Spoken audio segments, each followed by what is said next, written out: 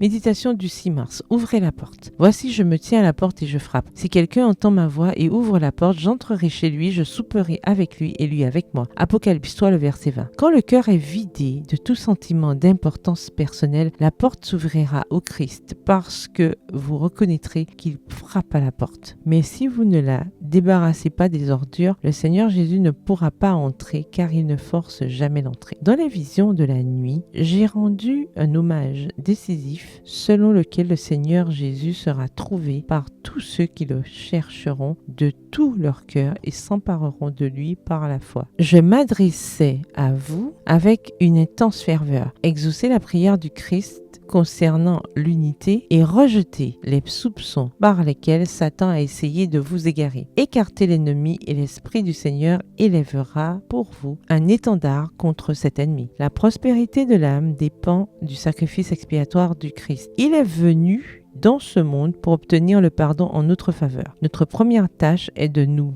efforcer avec la plus grande fermeté d'obtenir des bénédictions spirituelles afin que nous puissions rester fidèles au milieu des périls de ces derniers jours, empêcher de céder d'un pouce aux ruses de Satan. Il est du devoir de chacun de tracer des sentiers droits pour ses pas, de peur que les boiteux ne s'égarent. Nous n'avons pas de temps à perdre. La prospérité de l'âme dépend de l'unité de celui qui croit en lui et pour laquelle le Christ a prié. Ils doivent être un avec lui comme il est un avec le Père. Séparer les uns des autres n'est pas le plan de Dieu, mais celui de l'ennemi rusé. Nous devons nous méfier de ceux qui nient leur expérience passée et par des artifices spécieux voudraient, si possible, tromper les élus eux-mêmes. Celui qui est notre avocat dans les cours célestes connaît tous les détails des ruses trompeuses de ceux qui accomplissent notre œuvre. Nous devons nous méfier de ceux qui nient leur expérience passée et qui par des artifices spécieux voudraient si possible tromper les élus eux-mêmes. Celui qui est notre avocat dans les cours célestes connaît tous les détails des ruses trompeuses de ceux qui accomplissent cette œuvre. Ceux qui s'éloignent de la foi